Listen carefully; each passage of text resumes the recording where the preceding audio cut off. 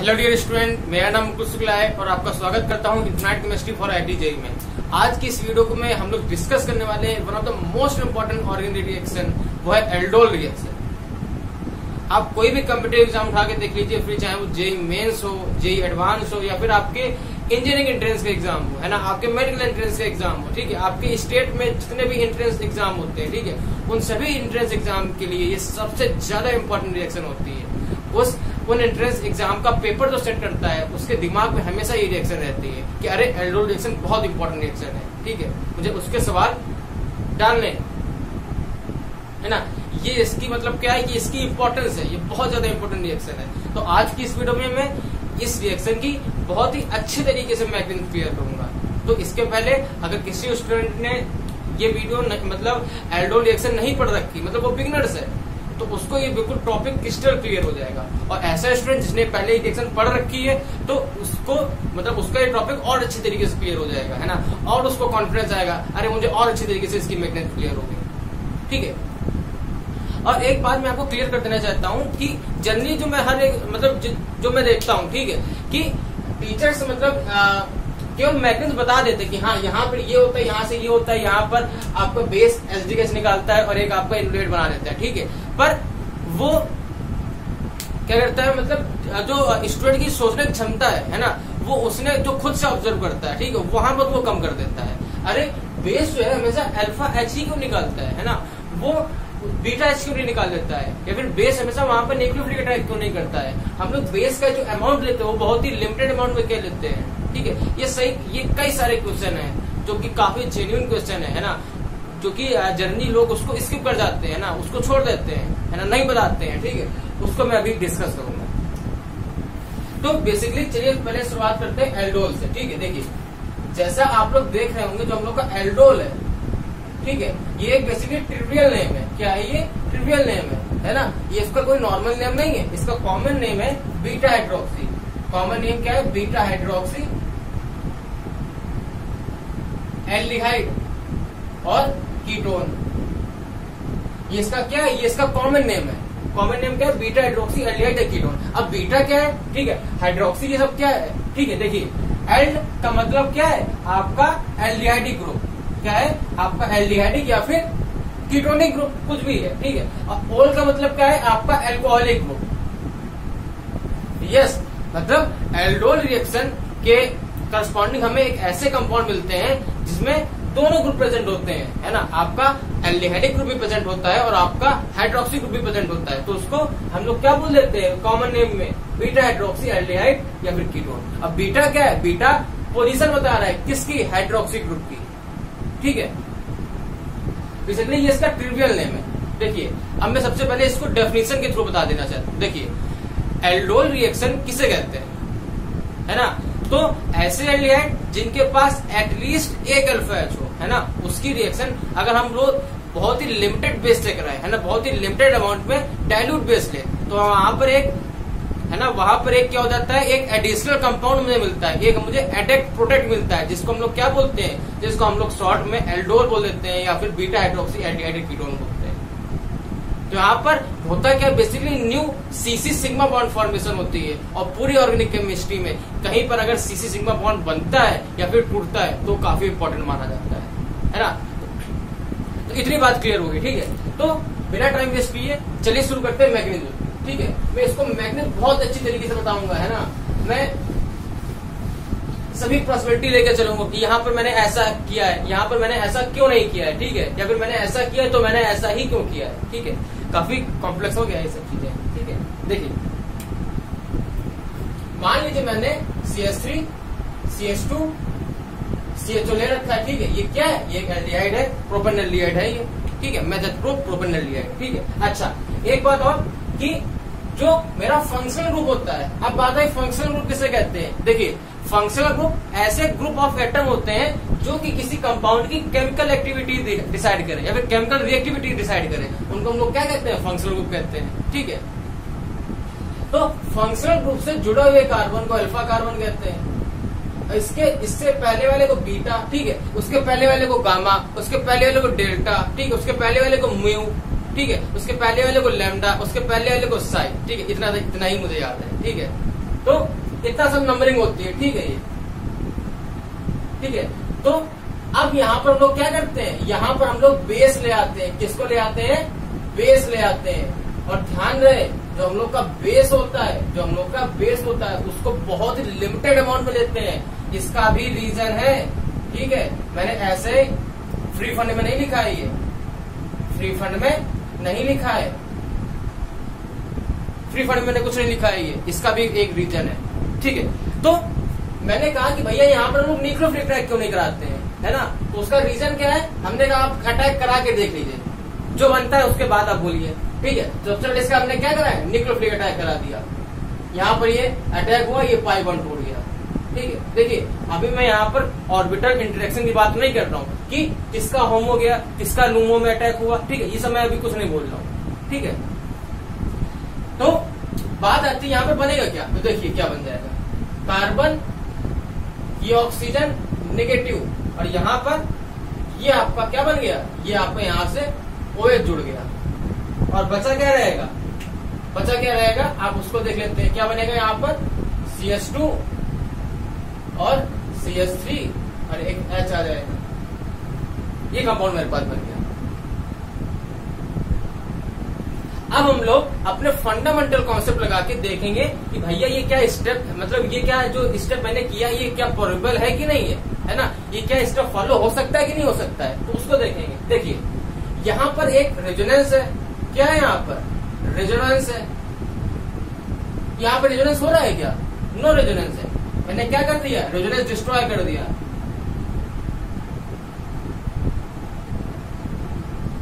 मैंने रेजोनेंस क्या कर दिया, खत्म कर दिया, है ना। अगला बात यहाँ पर क्राउडिंग,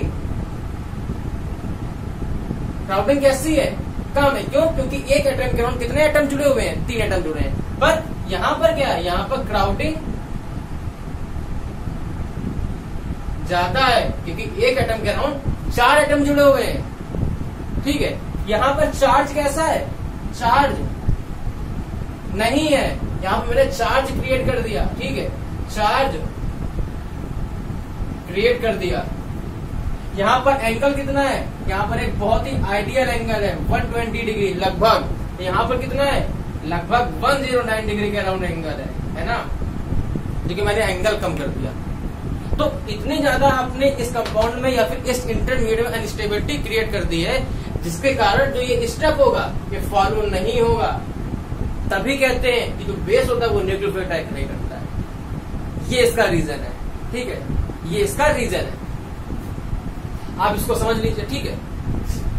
अब बात आती है किसकी, अब बात आती है भैया इसके न्यूक्लियोफिलिक अटैक की, किसकी बात आती है, न्यूक्लियोफिलिक अटैक की बात हो गई। अब बात आती है इसके एचडी गैस कैप्चर करने की, ठीक है। तो एक फंडामेंटल कॉन्सेप्ट ये होता है कि जो बेस होता है किसी कंपाउंड से वो ही H निकालेगा, जिसके निकल जाने के बाद जो मेरा कार्ब एनायन बना है ना, जो कार्ब एनायन बना है वो किसी न किसी इफेक्ट से स्टेबल है ना, नेगेटिव चार्ज स्टेबल होना चाहिए। अब नेगेटिव चार्ज की स्टेबिलिटी है मतलब वहां पर कोई ना कोई माइनस m का ग्रुप लगा होना चाहिए या फिर कोई माइनस I इफेक्ट वाला ग्रुप लगा होना चाहिए, ठीक है। तब हम लोग देख लेंगे कि कौन ज्यादा स्टेबल है। तो किसी स्टूडेंट ने कहा जिसको आइडिया नहीं था, जिसको आइडिया नहीं था, बिल्कुल बिगिनर से बच्चा है, ठीक है, बिल्कुल बिगिनर है, ठीक है। तो उसने कहा कि भैया आप इस H को नहीं निकालेंगे क्या, ठीक है, जो कार्बोनिल कार्बन जुड़ा है, मतलब जो ये H है, ये स्टार वाला H है, इसको नहीं निकालेंगे क्या। तो मैंने कहा नहीं निकालेंगे, ठीक है, पर वो उसने मतलब वो स्टूडेंट नहीं मानना चाह रहा है, ठीक है, उसने कहा हम निकालना चाह रहे हैं, हमने तो फिर मैंने उसको क्या बोला कि ठीक आप निकाल के देख लेते हैं क्या बनेगा क्या नहीं बनेगा। तो यहाँ पर क्या बन गया, CH3 CH2 C double bond O minus, और जैसे ही मैंने माइनस बनाया, ठीक है, वो स्टूडेंट तुरंत बोलने लगा कि अरे सर यहाँ पर तो क्या हो गया, यहाँ पर लोन पेयर क्या हो गया, रिपल्सन हो गया, इलेक्ट्रॉनिक रिपल्सन बन रहा है, ठीक है, इसलिए ये नहीं निकालेंगे, मैं गलत कह रहा था, ठीक है। तो यहाँ पर ये स्टेप फॉलो नहीं होगा, ठीक है, इतनी बात क्लियर होगी, इसलिए हम लोग ये कभी नहीं छेड़ते हैं, ठीक है। अब बात आई किसकी, अब बात आई अल्फा और बीटा की, है ना। अब बात आई अल्फा और बीटा से H निकाले जाने की, ठीक है, अल्फा और बीटा से H निकाले जाने की, ठीक है। देखिए मान लीजिए मैंने सबसे पहले किससे निकाला, अल्फा से निकाला है, तो यहां पर क्या बन जाएगा, CH3 CH minus C double bond O और H बन गया। ये कैसा है, ये मेरा पहला इंटरमीडिएट है। दूसरा इंटरमीडिएट क्या है, CH2 minus CH2 C double bond O H मेरा कैसा है, सेकेंड इंटरमीडिएट है। ठीक है, अब आपको खुद से ही डिसाइड करना कि कौन ज्यादा इंटरमीडिएट स्टेबल है, मतलब कौन नेगेटिव चार्ज ज्यादा स्टेबल है।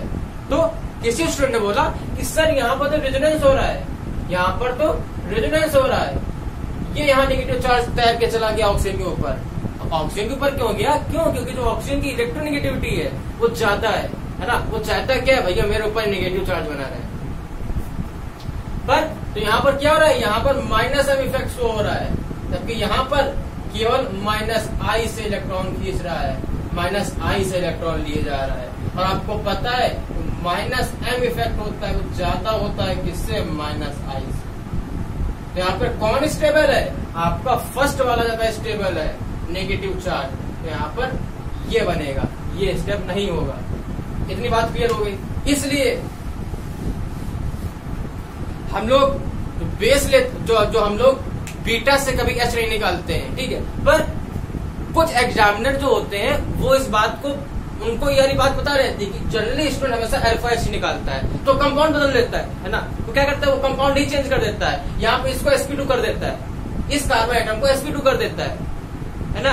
अब यहाँ से एच निकलना मुश्किल है अल्फा वाले से। अब आप कहाँ से निकालेंगे, बीटा वाले से निकालेंगे, या फिर इसके फर्दर आगे वाले से निकालेंगे, गामा से निकाल सकते हैं, ठीक है, अगर मैं इसको बड़ा कर दूं। ठीक है, तो वो सवाल जब मैं क्वेश्चन प्रैक्टिस कराऊंगा तो वहां पर मैं इस तरीके से सवाल को डील करूंगा। आप किसी ने बोला कि भैया अगर इसमें रेजोनेंस हो रहा है तो क्या इसका रेजोनेटिंग स्ट्रक्चर आप बनाएंगे, मैंने कहा बिल्कुल बनाएंगे। ठीक है, बना लीजिए रेजोनेटिंग स्ट्रक्चर। क्या बन जाएगा, CH3 CH double bond C O negative और H आ गया। ठीक है, O नेगेटिव और H आ गया। अब किसी ने हमसे कहा कि सर ये और ये दोनों इंटरमीडिएट मतलब सेम तो है नहीं। हमने कहा बात तो सही कह रहे हो, सेम नहीं है। तो इसमें कौन ज्यादा स्टेबल है, कोई ना कोई एक स्टेबल होगा, इसमें कौन ज्यादा स्टेबल है। तो इसमें आपका सेकंड वाला जो नीचे इंटरमीडिएट बना है ये ज्यादा स्टेबल है। क्यों, क्योंकि ऑक्सीजन एक इलेक्ट्रोनेगेटिव एलिमेंट है और हर एक इलेक्ट्रोनेगेटिव एलिमेंट ये चाहता है कि मेरे ऊपर नेगेटिव चार्ज स्टेबल है। ठीक है, तो आपको कौन ज्यादा स्टेबल है, आपका जो सेकंड वाला है ये मोर स्टेबल है। ये हो गया, इतनी बात क्लियर हो गई। अच्छा, और एक इम्पोर्टेंट बात, यहाँ पर क्या बनता है, ये H2O बनता है। यही पूरा खेल डिसाइड करता है ना। देखिए जो इनोलेट आपका आयन बना, इसका किसी ने पूछा कि नाम क्या है, तो मैंने बोला इसका नाम है इनोलेट। क्या नाम है, इनोलेट नाम है इसका। अब जो इनोलेट आपका आयन बना है, ठीक है, उसकी पूरी टेंडेंसी रहती है, लगभग 90% टेंडेंसी रहती है कि पानी से प्रोटॉन ले ले, और रिएक्शन का जो रेट है, तो रिएक्शन का रेट है उसको पूरी तेजी से बैकवर्ड की तरफ ले जाए, उसको पूरी तेजी से बैकवर्ड की तरफ ले जाए। तभी जो इसका फर्स्ट स्टेप होता है वो कैसा रहता है, रिवर्सिबल रहता है। तभी तो मेरी टेंडेंसी क्या रहती है, मेरी मतलब इच्छा क्या रहती है कि वाटर का अमाउंट जितना कम से कम हो उतना लिया, मतलब उतना ही अच्छा है, ताकि जो फॉरवर्ड डायरेक्शन में रेट है वो कम हो सके। तभी तो मैं तो यहाँ पर बेस लेता हूँ, बहुत ही लिमिटेड अमाउंट में लेता हूँ, है ना। बेस जितना डायल्यूट होगा, मतलब जितना उसमें पानी का अमाउंट कम होगा उतना ही रिएक्शन पीछे कम जाएगी, है ना। और एक खास बात, बेस हम लोग डायल्यूट इसलिए लेते हैं, या फिर बेस जो होता है उसके पास इतनी क्षमता नहीं होती है कि सभी एल्डिहाइड के मॉलिक्यूल से H+ कैप्चर कर ले, है ना। अगर इसका 10 ml है, अगर इसका मान लिया मैंने 10 ml लिया है, तो इसका मुश्किल से हम लोग 2 ml लेते हैं, इसका मुश्किल से 2 ml लेते हैं। और जो 2 ml मैंने लिया है वो पूरे 10 ml के H+ नहीं निकाल सकता है, वो मुश्किल से 1 या 1.5, मतलब मुश्किल से 1.5 ml एल्डिहाइड के मॉलिक्यूल से H कैप्चर कर सकता है। ठीक है, और यहाँ पर क्या बनेगा, यहाँ पर बहुत ही लेस अमाउंट में क्या बनेगा, इनोलेट बनेगा। आपका एक ऐसा बना बहुत ही लेस अमाउंट में बना है, क्यों? क्योंकि इसके बाद इतनी टेंडेंसी है ही नहीं कि ये सभी एल्डिहाइड के मॉलिक्यूल से H+ कैप्चर करते हैं। अब बेसिकली क्या होगा, अब जो आप यहाँ पर नेगेटिव देख रहे हैं ना, ये नेगेटिव देख रहे हैं, और आप कार्बोनिल का स्ट्रक्चर जानते हैं, कार्बोनिल का स्ट्रक्चर जानते हैं, तो यहाँ पर कार्बोनिल कार्बन होता है, उस पर डेल्टा पॉजिटिव चार्ज होता है, और कार्बोनिल ऑक्सीजन होता है उस पर डेल्टा नेगेटिव चार्ज होता है। अरे यहाँ पर तो एक डाइपोल डाइपोल इंटरेक्शन होने लगा। क्या होने लगा? डाइपोल डाइपोल इंटरेक्शन होने लगा, डाइपोल डाइपोल इंटरेक्शन होने लगा। मतलब जो इनोलेट आयन है जहां पर भी बनेगा, थोड़ा सा बनेगा, ठीक है, बहुत थोड़ा सा बनेगा, उसके चारों ओर कौन आ जाएंगे? उसके चारों ओर इलेक्ट्रोफिलिक कार्बन आ जाएगा। किसका? अपने बचे हुए एल्डिहाइड का। तभी कहते हैं ये एल्डिहाइड का मॉलिक्यूल दूसरे अनदर एल्डिहाइड के मॉलिक्यूल पर अटैक करेगा। हम लोग वहां पर मिलाते नहीं है, है ना, जनरली लोगों को पता ही नहीं रहता, लोग को ये बात से स्किप कर जाते हैं, ठीक है। मेरा हमसे क्वेश्चन ये रहता है कि भैया ये एल्डिहाइड के अनदर मॉलिक्यूल कहाँ से आप लाए, है ना, क्या मैंने रिएक्शन मिक्सर में और ऐड किए हैं क्या, है ना, तो ये बात है, ठीक है। हजारों लोग ऐसे बताते हैं। देखिए अब बात आई, है ना, इतनी बात क्लियर हो गई, ठीक है। अब फिर से वही होगा, यहाँ पर क्या होगा? इस कार्बोनिल कार्बन पर अटैक होगा। और अगर हम लोग उसको ET लिख दें, क्या लिख सकते हैं? ET लिख सकते हैं, ET लिख दिया तो बेसिकली होगा क्या यहाँ पर? अच्छा, कुछ लोग डायरेक्ट नेगेटिव अटैक इस कार्बन पर करा देते हैं, जो कि लिखना सही है, ठीक है, पर पूरी तरीके से सही नहीं है। क्यों? क्योंकि जो इक्विलिब्रियम में ये मोर स्टेबल है, मतलब इसका अमाउंट आपका कैसा रहेगा? ज्यादा रहेगा। तो यहाँ पर यही होगा, इसके अटैक से ये पाई बॉन्ड इधर की ओर टूट गया और कार्बन पर नेगेटिव चार्ज आ गया, मतलब उसकी जो न्यूक्लियोफिलिक पावर थी वो बढ़ गई। अब वो भलबना गया, ठीक है, वो देखने लगा कि कहाँ पर पॉजिटिव चार्ज है, कहाँ पर इलेक्ट्रोफिलिक सेंटर है, कहाँ इलेक्ट्रोफिलिक सेंटर है। तो ये इसका इलेक्ट्रोफिलिक सेंटर है, कैसा है? सब इसके इलेक्ट्रोफिलिक सेंटर है, तो इसका अटैक यहाँ पर होगा और ये पाई बॉन्ड टूट गया। तो बेसिकली आप देख रहे हैं ना कितना मुश्किल से ये स्टेप हो रहा है, कितने मुश्किल से स्टेप ये हो रहा है। तो यही क्या होता है? आपका रेट डिटरमाइन स्टेप होता है, ठीक है। ये बहुत स्लो होता है। कैसा होता है? यही स्लोवेस्ट स्टेप है आपका, यही आपका स्लोवेस्ट स्टेप है। मतलब जितना स्टेप ये फास्ट हो जाए, रिएक्शन का रेट उतना ही ज्यादा होगा, रिएक्शन का रेट उतना ही ज्यादा होगा। और आप लोग देख रहे होंगे यहाँ पर एक अनदर CC सिग्मा बॉन्ड बन रहा है, आपको दिख रहा होगा। ये मैं कंपाउंड बना के बता दीजिए। देखिए यहाँ पर क्या बन जाएगा?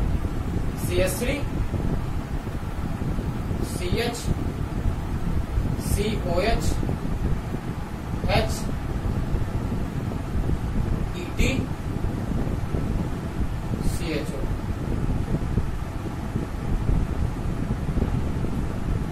ये इसका पहला स्टेप है।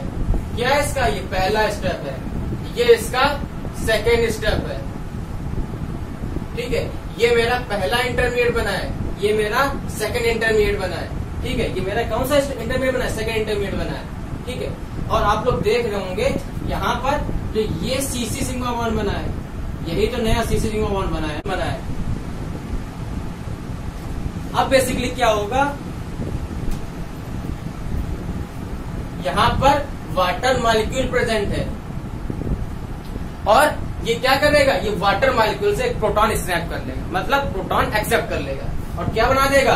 बेसिकली एल्डोल का प्रोडक्ट बना देगा, मेन प्रोडक्ट बना देगा। देखिए क्या बन जाएगा? CH3 CH CHO CH OH और यहाँ पर क्या लगा है? ET लगा है। तो जब किसी भी स्टूडेंट को अगर चेक करना हो कि भैया मैंने जो ये बनाया है, इतना ताम झाम मैंने जो किया है, क्या सही किया है कि गलत किया है, तो कैसे चेक करेंगे? ये अल्फा है, ये बीटा है, और बीटा पर हमेशा क्या लगाना चाहिए? हाइड्रोक्सी ग्रुप लगाना चाहिए। बीटा पर क्या लगाना चाहिए? हाइड्रोक्सी ग्रुप लगाना चाहिए। तो अब आपका कैसा है? ये इसका नाम क्या है? Alpha beta hydroxy.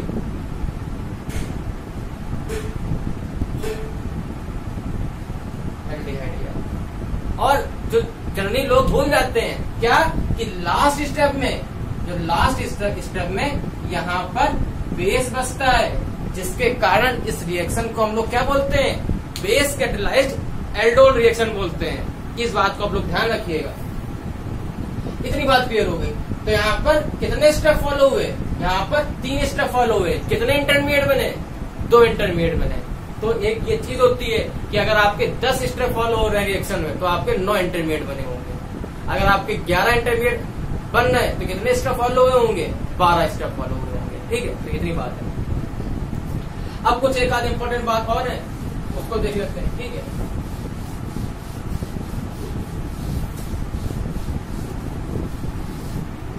ठीक है। तो लास्ट स्टेप में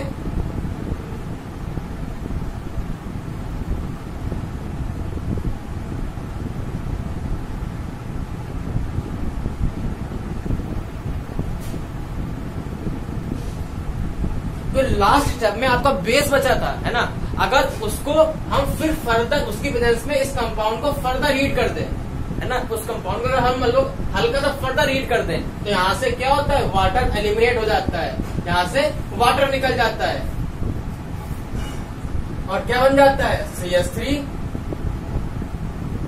C double bond C H CH2 CH3 CH। ठीक है, ये कंपाउंड बन जाता है और इसका नाम क्या है, इसका नाम है अल्फा बीटा अनसैचुरेटेड एल्डिहाइड। ठीक है, इतनी बात आपको क्लियर हो गई, है ना। तो कुछ लोग बोलने लगे सर यहाँ पर मैकेनिज्म कौन सी फॉलो होती है। ठीक है, तो कुछ लोग यहाँ पर E2 मैकेनिज्म बोलते हैं और कुछ लोग यहाँ पर E1CB मैकेनिज्म बोलते हैं, पर मैं यहाँ पर E1CB मैकेनिज्म ज्यादा प्रेफर करता हूँ। क्यों, क्योंकि बेसिक मीडियम पर, है ना, OH माइनस का निकलना बहुत मुश्किल होता है। तो हम लोग वहां पर टेम्परेचर ज्यादा रखते हैं, बेस की कंसेंट्रेशन बहुत ज्यादा रख देते हैं, तब यहाँ पर ये H निकलता है पहले और इसके नेगेटिव के अटैक से ये ऐसे माइग्रेट होता है, ये चीजें निकलती है। ठीक है, तो यहाँ पर E1CB मैकेनिज्म फॉलो होती है।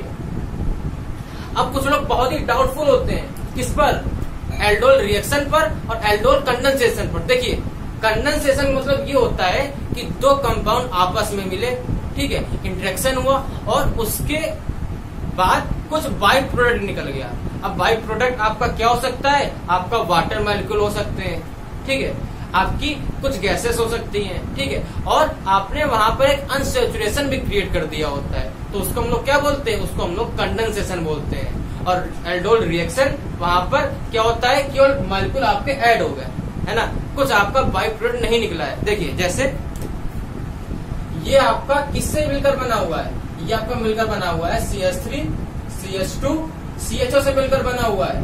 तो मान लीजिए अगर इसका मॉलिक्यूलर वेट m है, कितना है, m है, तो यहाँ पर एल्डोल रिएक्शन हुई है, तो एल्डोल रिएक्शन के कारण इसका मॉलिक्यूलर वेट कितना हो जाएगा, 2m, क्योंकि कुछ निकला ही नहीं है ना, इसका यहाँ पर जस्ट डबल हो जाएगा, पर यहाँ पर कितना होगा, 2m माइनस का 18 होगा। क्यों, क्योंकि इससे पानी निकल गया है, इससे वाटर निकल गया है। तो हाँ, कंडेंसेशन में यही बात होती है। और एल्डोल कंडेंसेशन के लिए मुझे एटलीस्ट 2 अल्फा एच रिक्वायर होते हैं, पर एल्डोल रिएक्शन के लिए एटलीस्ट 1 अल्फा एच रिक्वायर होता है ना। तो इस तरीके से आपने देखा कि मैंने बहुत ही अच्छी तरीके से आपको एल्डोल रिएक्शन की मैकेनिज्म बताई हुई है, ठीक है। छोटे से छोटे डाउट आपके नहीं क्रिएट होने दिए हैं, है ना। मैंने आपको पूरा समझा, मतलब बहुत ही अच्छी तरीके से समझाया हुआ है, ठीक है। तो मिलते हैं अगली वीडियो में, तब तक के लिए thank you for watching this video. और किसी स्टूडेंट को अगर कोई भी किसी तरीके से क्यूरी हो, ठीक है, कि उसको कोई चीज समझ में नहीं आई हो, ठीक है, तो वो कमेंट जरूर करें, मैं उसका रिप्लाई जरूर दूंगा। Thank you.